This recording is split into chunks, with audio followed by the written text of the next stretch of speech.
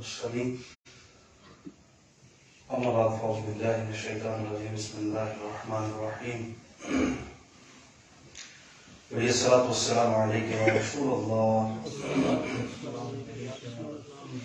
الصلاة والسلام عليك يا حبيب الله الصلاة والسلام عليك يا نبي الله وعلى آلك وأصحابك يا نور الله نويت سنة الاعتكاف.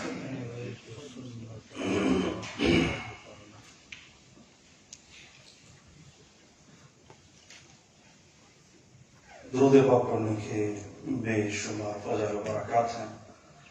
اللہ کے لیے مجھے آپ کو اپنے حبیب پر کثرت کے ساتھ درود پاک پڑھنے کی توفیق نصیب فرمائے. کتاب آب کوثر میں درود پاک کے حوالے سے ایک حکایت لکھی ہے.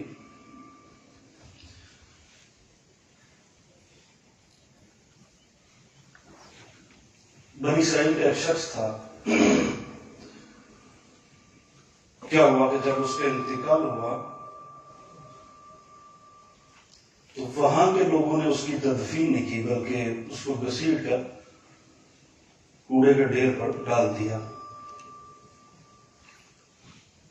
اس وقت کے نبی موسیٰ علیہ السلام کو اللہ نے وحی فرمائی، اے موسیٰ فلاں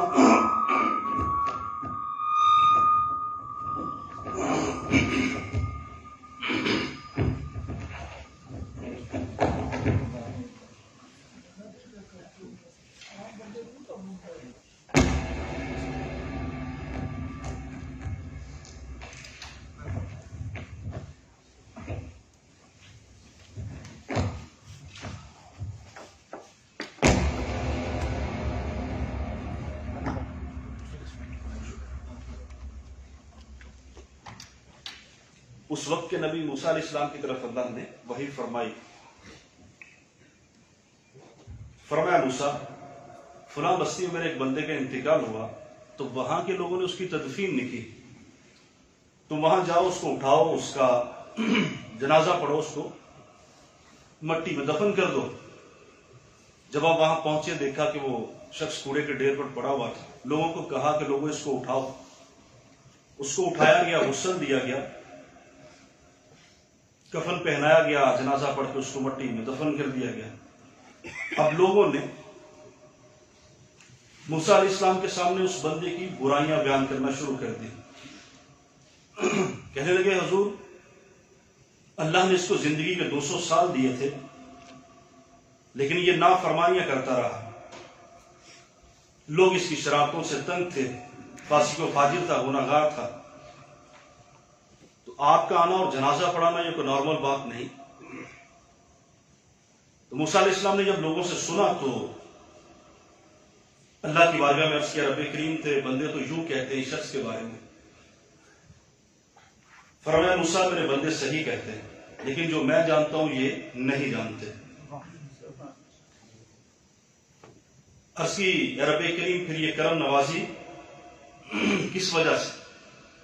ارشاد فرمایا موسیٰ زندگی میں فقط ایک بار اس نے تورات کو کھولا تھا، میرے حبیب کو نام کو دیکھا اس نے اور محبت کے ساتھ اس نے چوما، پھر درود پڑھا اور مجھے وہ ادا اس کی اس قدر پسند آئی کہ میں نے زندگی کے 200 سال کے گناہوں کو بھی معاف کر دیا اور جنت میں اس کو داخلہ بھی دے دیا.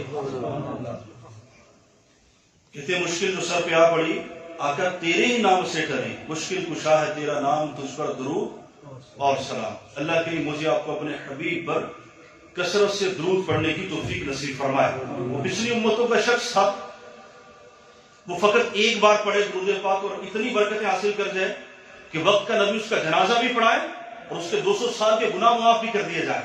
تو جو ہوگا امتی اور جب وہ درود پڑھے تو کیا اس کو برکتیں حاصل نہیں ہوگی؟ تو مجھے اور آپ کو چلتے پھرتے اٹھتے بیٹھتے مسجد میں آتے جاتے کثرت کے ساتھ اللہ کے حبیب پر درود پڑھنا چاہیے. اور سرکار کی حدیث ہے جو دن بھر میں مجھ پر 1000 بار درود پاک پڑھے گا وہ مرے گا نہیں جب تک جنت میں اپنا مقام نہ دیکھ لے. وقت تو ہوتا ہے، زبان نارمل فارغ ہوتی ہے، بندے کی ٹانگیں کام کرتی ہے، ہاتھ کام کرتے ہیں، تو اگر وہ چاہے صرف دن میں 1 گھنٹہ درود پڑھے تو 1000 مرتبہ وہ دن میں درود پاک پڑھ سکتا ہے۔ اللہ کریم مجھے آپ کو ان بندوں میں شامل فرما لے جو اس کے حبیب پر کثرت کے ساتھ درود پڑھتے ہیں۔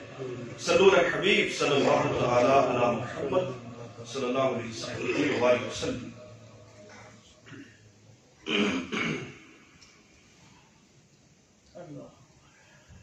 ایک بہت ہی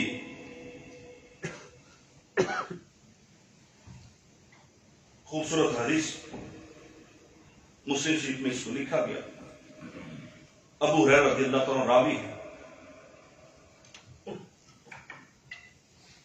لکھتے ہیں کہ دو عالم کے مالک و مختار صلی اللہ تعالی علیہ وسلم نے ارشاد فرمایا، بنی اسرائیل میں 3 شخص تھے، ایک برس والا تھا، دوسرے کے جسم پہ بال نہیں تھے اور تیسرے کی آنکھیں نہیں تھی۔ حضور نے ارشاد فرمایا کہ اللہ نے ان کا امتحان لینا چاہا۔ پھر کیا ہوا کہ ان کے پاس انسانی صورت میں ایک فرشتے کو بھیجا گیا۔ پہلے وہ برس والے مریض کے پاس آئے اور اس سے پوچھا، تجھے سب سے زیادہ چیز کون سی محبوب ہے؟ اس نے کہا کہ جلد اچھی ہو جائے تو کیا ہی بات ہے، اس کی وجہ سے لوگ مجھ سے گن کھاتے ہیں، نفرت کرتے ہیں، تو میری خواہش ہے کہ یہ میرا جسم ٹھیک ہو جائے۔ حضور فرماتے ہیں کہ فرشتے نے اس کے جسم پہ ہاتھ پھیرا، اس کا جسم بہترین ہو گیا، اس کا رنگ بھی اچھا ہو گیا اور بیماری ختم ہو گئی۔ پھر فرشتے نے پوچھا کہ تجھے مال کون سا سب سے زیادہ پسند ہے؟ تو اس نے کہا کہ مجھے اونٹنی پسند ہے۔ اسے اسی وقت 10 ماہ کی حاملہ اونٹنی دے دی گئی اور ساتھ فرشتے نے دعا کی کہ اللہ تجھے اس میں برکت دے۔ پھر حضور فرماتے ہیں کہ وہ فرشتہ آگے بڑھا اور دوسرے شخص کے پاس پہنچا جس کے سر پہ جسم پہ بال نہیں تھے۔ پوچھا کہ تجھے کون سی چیز سب سے زیادہ محبوب ہے؟ وہ کہنے لگا کہ بال مل جائیں تو کیا ہی بات ہے۔ آج بھی بہت سارے لوگ ترکی کا رخ کرتے ہیں۔ اب یہ پوچھنا بھی گوارا نہیں کرتے کہ جائز ہے یا نہیں ہے، کہ علماء سے رجوع کر لیا جائے۔ جب اس سے پوچھا کہ کیا محبوب کیا ہے، کہا بال مل جائیں تو کیا ہی بات ہے۔ اب کیا ہوا کہ اس کے جسم پہ ہاتھ پھیرا تو اللہ نے خوبصورت بال عطا فرمایا۔ پوچھا بتاؤ مال کون سا سب سے زیادہ پسند ہے؟ کہا کہ مجھے اونٹنی سب سے زیادہ پسند ہے۔ کہا کہ مجھے گائے سب سے زیادہ پسند ہے۔ اس کو حاملہ گائے اس کے سپرد کی گئی اور پھر اس کے لیے دعا کی گئی، اللہ تجھے اس میں برکت دے۔ پھر وہ فرشتہ آگے بڑھتا ہے، تیسرا شخص جس کی آنکھیں نہیں تھے اس کے پاس پہنچتا ہے، کہتا ہے کہ بتاؤ کون سی چیز سب سے زیادہ محبوب رکھتے ہو، سب سے زیادہ تجھے پسند ہے؟ اندھے کو کیا چاہیے؟ دعا کی۔ اب وہ کہنے لگا کہ آنکھیں مل جائیں تو کیا ہی بات ہے، آنکھوں کے بغیر تو کچھ بھی نہیں۔ اب فرشتے نے کیا کیا کہ اس کی آنکھوں پہ ہاتھ پھیرا، اللہ نے آنکھوں کو روشن کر دیا۔ پھر پوچھا کہ بتاؤ کون سی چیز مال میں پسند ہے تجھے؟ کہا کہ بکریاں مجھے پسند ہے۔ اس کو ایک حاملہ بکری دی گئی اور پھر فرشتے نے اس کے لیے دعا کی، اللہ تجھے اس کو برکت دے۔ اب کیا ہوا کہ یہ چلا گیا۔ اب گائے نے، اونٹنی نے اور بکری نے بچے دینے شروع کیے۔ اتنا یہ کاروبار بڑھ گیا، مال بڑھ گیا کہ پوری وادی بھر گئی ان کے مال سے۔ اب کیا ہوا کہ ابھی امتحان باقی تھا۔ اللہ نے پھر فرشتے کو بھیجا اسی صورت میں جس صورت میں یہ پہلے سے موجود تھے، یعنی یہ مالدار ہونے سے، اچھا ہونے سے پہلے جس حالت میں موجود تھے، فرشتے کو اسی حالت میں ان کے پاس بھیجا گیا۔ پہلے کے پاس آیا، جو پہلے برس کا مریض تھا یعنی کوڑ کا مریض تھا، اس کے پاس پہنچا تو اس کی اپنی برس والی حالت تھی اور کہنے لگا کہ میں غریب اور مسکین ہوں، میرا ذات راہ ختم ہو چکا ہے، مسافر ہوں، میرے پاس کھانے پینے کا سامان، سفر کے لیے سامان نہیں، اور واپس جانے کی کوئی صورت نظر نہیں آتی، مگر اللہ کی رحمت سے امید ہے اور میں تیری مدد کا طلبگار ہوں، تو میری مدد کر دے۔ جس نے تجھے خوبصورت جلد اور مال عطا کیا، میں اسی ذات کا واسطہ دیتا ہوں کہ مجھے ایک اونٹ دے دے تاکہ میں اپنی منزل پہ پہنچ سکوں۔ یہ سن کر وہ کہنے لگا وہ شخص کہ میرے بہت زیادہ حقوق ہیں، میرے ذمہ تو بہت سارے لوگ ہیں، تو لہٰذا میں تیری مدد نہیں کر سکتا۔ تو فرشتے نے کہا میرا خیال ہے کہ میں تجھے جانتا ہوں، کیا تو وہی نہیں جو کوڑ کا مریض تھا؟ لوگ تجھ سے نفرت کیا کرتے تھے، تو فقیر اور محتاج تھا، پھر اللہ نے تجھے اچھی جلد عطا کی اور پھر تجھے مال دیا۔ وہ کہنے لگا ایسا تو کچھ بھی نہیں، یہ مال تو مجھے وراثت میں ملا ہے۔ اب فرشتے نے ہاتھ اٹھایا اور کہا اگر تو اپنی اس بات میں جھوٹا ہے تو اللہ تجھے ویسا ہی کر دے جیسا تو پہلے تھا۔ گویا یہ برباد ہو گیا۔ اب یہ دوسرے کی طرف بڑھا جو جس کے جسم پہ بال نہیں تھے، یہ اسی صورت میں فرشتہ اس کے پاس پہنچا، کہا کہ مسافر ہوں، زاد راہ ختم ہو چکا ہے، اللہ کے بعد مجھے تیرا ہی آسرا ہے، میں اسی ذات کا واسطہ دیتا ہوں جس نے تجھے خوبصورت بال اور مال عطا کیا ہے، تو مجھے ایک اونٹنی ایک گائے دے دے تاکہ میں اپنا سفر جاری رکھ سکوں اور اپنی منزل پہ پہنچ جاؤں۔ اس نے بھی وہی جواب دیا جو پہلے نے جواب دیا، کہا میرے ذمہ بہت سارے لوگوں کے حقوق ہیں، میں تیری مدد نہیں کر سکتا، تو کسی اور کے پاس چلا جا۔ تو یہ کہنے لگا کہ لگتا ہے میں تجھے جانتا ہوں، کیا تو وہی نہیں جس کے جسم پہ بال نہیں تھے، لوگ اس سے گن کھاتے تھے، تو فقیر تھا، اللہ نے تجھے مال دیا؟ اس نے بھی وہی جواب دیا کہ یہ تو مجھے وراثت میں ملا ہے، اباء و اجداد سے۔ اس نے کہا اگر تو اپنی بات میں جھوٹا ہے اللہ تجھے ویسا ہی کر دے جیسا پہلے تھا۔ یہ بھی برباد ہو گیا۔ پھر حضور نے ارشاد فرمایا کہ وہ شخص، وہ فرشتہ تیسرے کے پاس پہنچا، اسے کہا کہ زادیرہ ختم ہو چکا ہے، میں فقیر اور محتاج اپنی منزل پہ نہیں پہنچ سکتا، تو یوں کر مجھے ایک بکری دے دے، جس ذات نے تجھے خوبصورت آنکھیں عطا فرمائی اسی کا واسطہ دیتا ہوں تجھے۔ اب یہ تیسرا کہنے لگا میں پہلے اندھا تھا، میرے رب نے مجھے آنکھیں عطا کی، میں تو فقیر تھا، یہ مال میرے رب نے دیا، میرے پاس کچھ بھی نہیں تھا، آج تو جتنا چاہتا ہے لے جا، اسی کے نام پہ مانگتے اسی کے راستے میں دے رہا ہوں، میرا اپنا تو کچھ بھی نہیں تھا، جتنا چاہے لے جا، میں تجھے منع نہیں کروں گا۔ یہ سن کر فرشتے نے کہا تیرا مال تجھے مبارک ہو، تمہارے پیچھے جو دو دوست تھے ان کے لیے بربادی لکھ دی گئی اور تیرے لیے اللہ کی رضا لکھ دی گئی۔ بعض اوقات ہماری زندگی میں بھی بہت ساری ایسی چیزیں آتی ہیں، لمحات آتے ہیں، اوقات آتے ہیں، اور ہم بھی آزمائے جاتے ہیں۔ بعض وقت ہم بھی کہتے تھے حضرت صاحب وہ فلاں جگہ مدرسہ بنایا تھا، میں نے فلاں بیوہ کی مدد کر دی، میں نے وہ فلاں قبرستان کی جگہ لے لی، میں نے تو اتنی بچیوں کی شادی کرا دی، بس یہ وہ پوری اپنی 10 سال کی نیکیاں گنوا دیتے، مدد نہیں کرنا چاہتے۔ کسی کی مثال ہے تو اس کو پچھلا شجرہ نہ بتایا جائے، اس کو اپنی 10 سال کی نیکیاں نہ گنوائی جائیں کہ آپ نے کہاں کہاں مدد کی۔ اگر آپ کے پاس نہیں، اچھے طریقے کے ساتھ معذرت کر لی جائے، ورنہ کچھ نہ کچھ اس سے اس کی مدد کر دی جائے۔ یہ تو نفلی صدقات کی بات ہو رہی ہے۔ ہمارے معاشرے میں تو لوگ جو ضروری ہیں، واجبہ ہیں، وہی صحیح ادا نہیں کرتے ہیں۔ جو اسلامی ممالک میں آپ کو غربت نظر آتی ہے، اگر زکوٰۃ کی سرکولیشن ٹھیک ہو جائے، 100% ہو جائے تو غربت ختم ہو جائے۔ لیکن معذرت کے ساتھ ہمارے معاشرے میں زکوٰۃ دینے کا کنسیپٹ آہستہ آہستہ ختم ہوتا جا رہا ہے، اور سرکار کی حدیث ہے کہ آخری وقت میں لوگ زکوٰۃ کو ٹیکس سمجھیں گے۔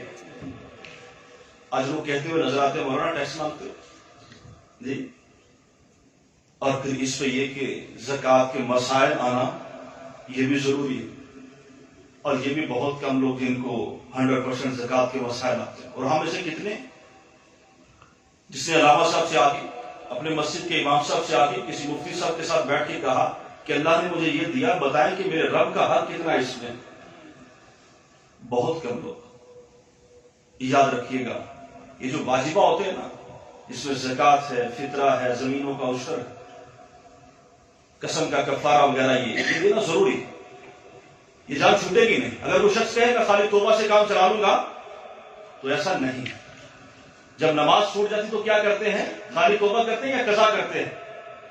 قضا کرتے ہیں نا، پھر اللہ سے معافی مانگتے ہیں۔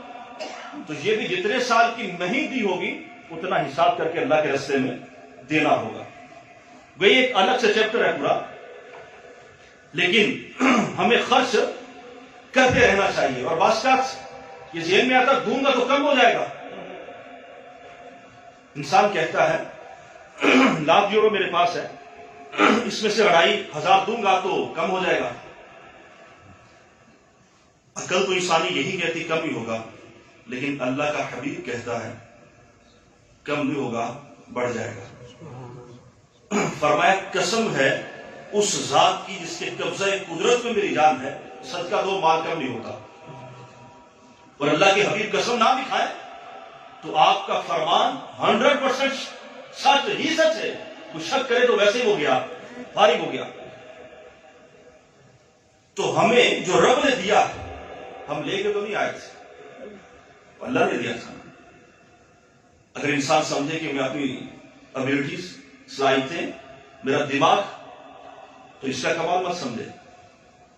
اگر عقل سے رزق ملتا تو جانوروں کو کچھ نہ ملتا، بھوکے مر جاتے۔ جانوروں کے پاس عقل ہے نہیں۔ یہ تجھ پہ تیرے رب کی عنایت ہے، اور بعض کو مال دے کے آزماتا ہے اور بعض کو مال لے کے آزماتا ہے۔ تو کہیں ایسا نہ ہو کہ ہمارا مال کل بروز معاشر شرمندگی کا باعث بن جائے۔ اور بعض کا مال اللہ کے قریب کر دیتا ہے اور بعض کا مال رب سے دور کر دیتا ہے۔ میں اور آپ کے لوگوں میں شامل ہیں۔ ہم غور کر لیں، سیدنا صدیق اکبر رضی اللہ عنہ نے مال خرچ کیا، اللہ رسول کو راضی کر لیا۔ عثمان غنی نے مال خرچ کیا، اللہ رسول کو راضی کر دیا۔ اور بعض ایسے بھی ہیں، حامان گزرا ہے، وہ قارون گزرا ہے، مال ان کے پاس بھی تھا۔ اس کا تو قرآن میں تذکرہ ہے۔ اس کی جو کنجیاں ہوتی تھی خزانے کی، قارون کی، وہ ایک اونٹوں کی پوری جماعت اس پہ وزنی تھی، وہ باری تھی۔ ان کے مال نے ان کو ہلاکت میں ڈال دیا، رب سے دور کر دیا۔ تو کہیں ایسا نہ ہو کہ ہمارا مال ہمیں اللہ کی یاد سے غافل کر دے۔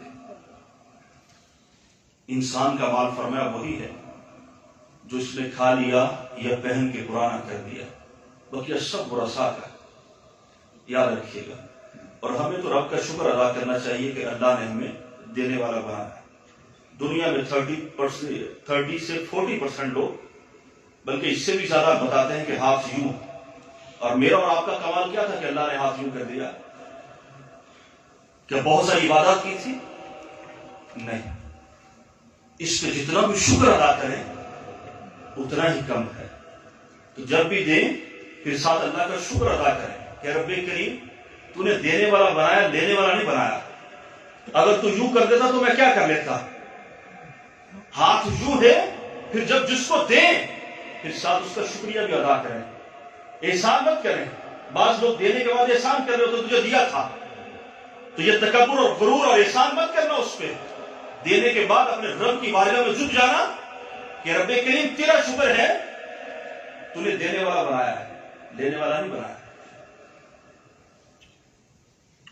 تو اللہ کریم آپ کے میرے رزق حلال میں برکت دے۔ ایسے بہت سارے مواقع ہماری زندگی میں، لائف میں آتے رہتے ہیں۔ اور یاد رکھیے گا سب سے پہلے واجبہ کا حساب دینا۔ اب بندہ بعض اوقات یہ مسئلہ آتا ہے قربانی میں کہ ابو فوت ہو گئے، ان کی طرف سے قربانی دینی، یہ ابو کی طرف سے نفلی قربانی دے دیتا ہے، جبکہ اس پہ خود پہ واجب ہے قربانی، وہ نہیں دیتا۔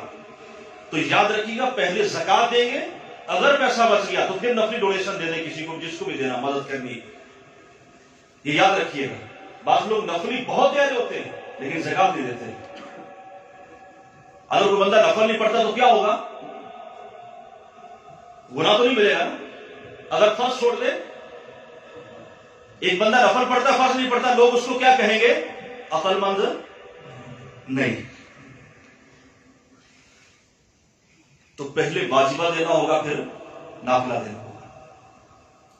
تو اللہ کریم آپ سب کو برکتیں عطا فرمائے۔